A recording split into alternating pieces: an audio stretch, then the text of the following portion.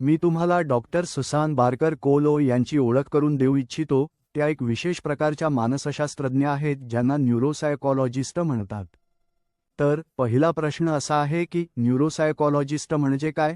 न्यूरोसायकॉलॉजिस्ट हा असा व्यक्ती आहे ज्याला स्ट्रोक किंवा मेंदूच्या जखमेच्या नंतर किंवा मल्टिपल स्क्लेरोसिस सारख्या स्थितीमुळे विचारांमध्ये होणाऱ्या बदलांमध्ये रस आहे.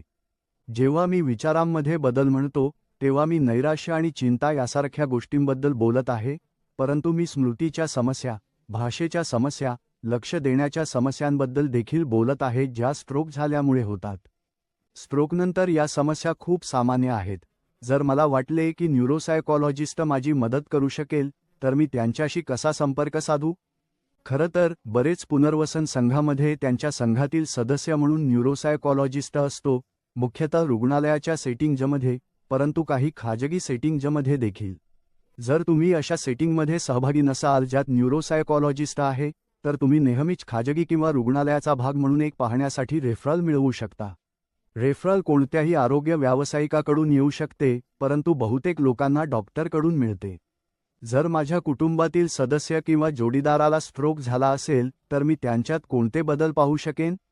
बदल खूपच वेगवेगळे असू शकतात आणि स्ट्रोक झालेल्या प्रत्येक व्यक्तीसाठी ते वेगळे असतात. तुम्हाला मूडमधील बदल दिसू शकतात, जसे की तुम्हाला माहीत आहे, फ्लॅटनिंग, जिथे किंवा नैराश्य किंवा दुःख.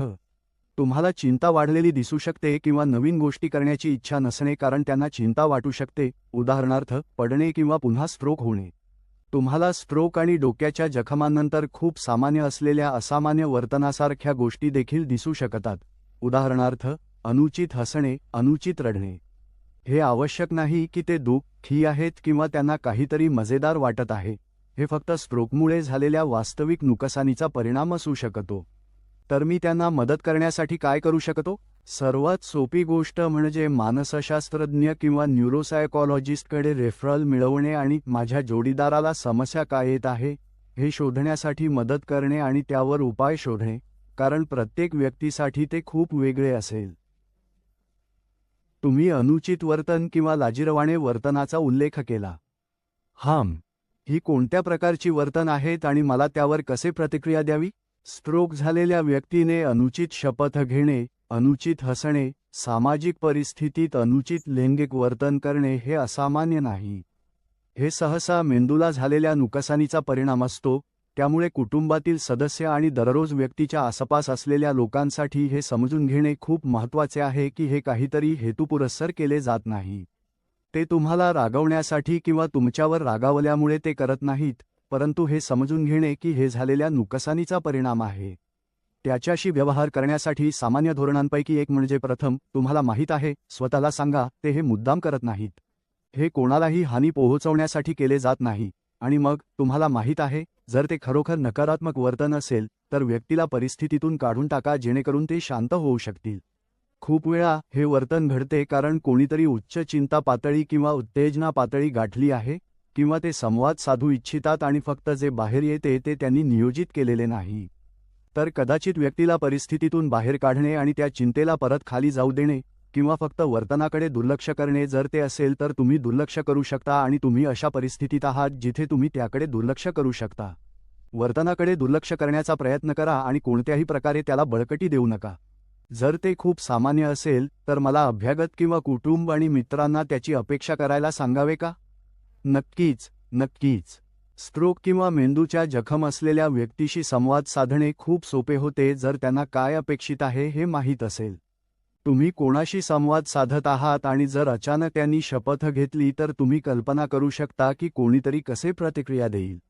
म्हणूनच जो व्यक्ती स्ट्रोक किंवा मेंदूच्या जखम असलेल्या व्यक्तीशी संवाद साधतो त्याला तयार करणे खूप महत्त्वाचे आहे. तुम्हाला माहीत आहे, जो विशेषतः जर तो उत्तेजित झाला किंवा रागावला किंवा चिंताग्रस्त झाला तर. तुम्हाला माहीत आहे, आणि फक्त तुमच्या प्रिय व्यक्तीशी संवाद साधणाऱ्या प्रत्येक नवीन व्यक्तीसोबत असे काहीतरी करा. आणि म्हणूनच स्मृतीवर परिणाम होईल. स्मृती गमावण्याशी संबंधित काही धोरणे तुम्ही सांगू शकता का? स्ट्रोकनंतर विचारांमध्ये बदलांच्या दृष्टीने स्मृती ही सर्वात सामान्य तक्रार आहे. आता स्मृतीचे अनेक वेगवेगळे भाग आहेत आणि स्ट्रोकमुळे त्यापैकी प्रत्येक भागाचे नुकसान होऊ शकते. म्हणून तुम्ही वापरू शकणारी वेगवेगळी धोरणे वेगवेगळी असतील हे तुमच्या स्मृतीचा कोणता भाग प्रभावित झाला आहे यावर अवलंबून असेल. आणि हे शोधणे आणि प्रत्येकासाठी विशिष्ट धोरणे प्रदान करणे हे न्यूरोसायकॉलॉजिस्टचे काम आहे.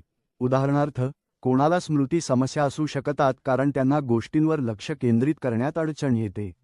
म्हणून जर तुम्हाला लक्ष केंद्रित करण्यात अडचण येत असेल तर लोकांना धीमे करण्यासाठी सांगणे महत्त्वाचे आहे की जर तुम्ही संभाषणातून सर्व माहिती घेत नसाल तर तुम्ही लोकांना तुमच्यासाठी गोष्टी लिहून ठेवण्यास सांगू शकता. तुम्ही स्वतःसाठी डायरी ठेवू शकता.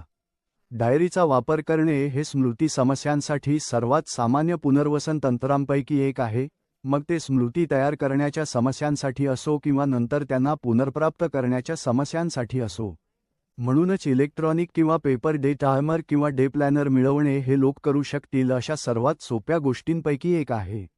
आणि हे फक्त तुम्हाला करायच्या गोष्टी लिहिण्यासाठी नाही तर तुम्ही केलेल्या गोष्टी लिहिण्यासाठी देखील आहे.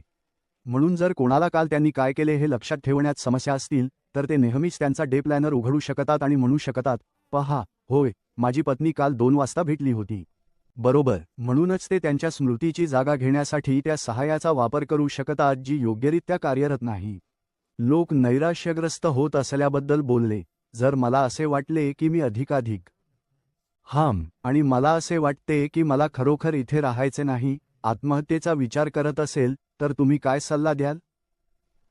तुमच्या जीपीला शोधा किंवा काही व्यावसायिक मदत शोधा, कोणाशी तरी बोलण्यासाठी शोधा. स्वतःला इजा करण्याचा विचार करणे असामान्य नाही. स्ट्रोक झाल्यानंतर पुन्हा शोक करण्यासाठी एक मोठा तोटा आहे, परंतु कोणाशी तरी बोलणे खूप महत्त्वाचे आहे आणि त्यासाठी तुमचे आरोग्य व्यावसायिक आहेत.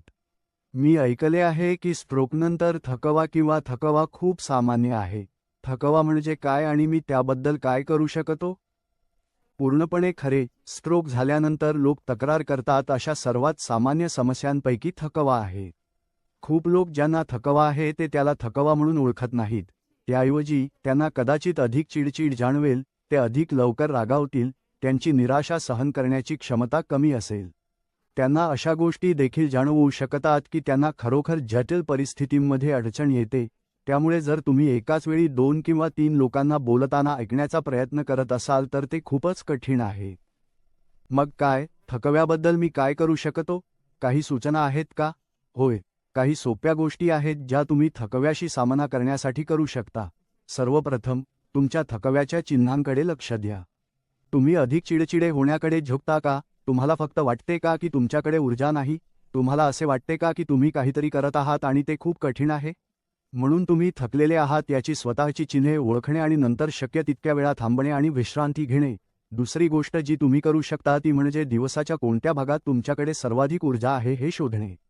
खूप लोकांना सकाळी अधिक ऊर्जा असते, त्यामुळे सकाळी तुमची सर्व कामे करणे आणि दुपारी तुमची ऊर्जा वाचवणे महत्त्वाचे ठरेल. आणखी एक धोरण म्हणजे लोक त्यांच्या ऊर्जेचा किंवा त्यांच्या कामांचा दिवसामध्ये प्रसार करतात.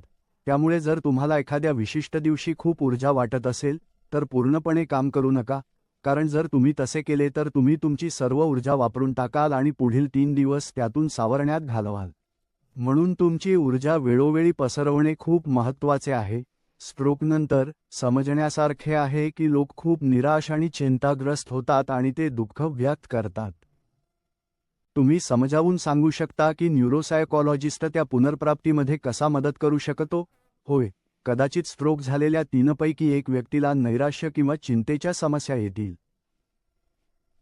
अशा प्रकारच्या प्रतिक्रिया खूप सामान्य आणि खूप नैसर्गिक आहेत.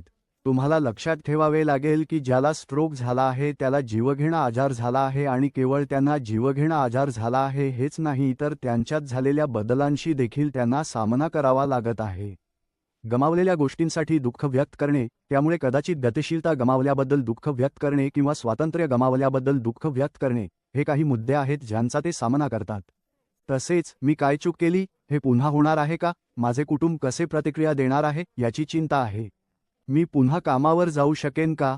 त्यामुळे स्ट्रोक झालेल्या व्यक्तीसाठी या सर्व प्रश्नांची उत्तरे येतात आणि त्या मुद्द्यांवर चर्चा करण्याची आणि त्यांच्याशी चर्चा करण्याची संधी मिळणे खूप महत्त्वाचे आहे. आणि ते कुटुंबातील सदस्यांसोबत करणे खूप कठीण आहे, त्यामुळे तुमच्याशी बोलण्यासाठी व्यावसायिक असणे खूप चांगले आहे, मग तो समुपदेशक असो, मानसशास्त्रज्ञ असो आणि फक्त त्या मुद्द्यांना टेबलवर आणा आणि त्यांना समजून घेण्यास मदत करा. तुम्ही काय अनुभवत आहात आणि मग ते तुम्हाला त्या समस्यांवर काम करण्यास मदत करू शकतात.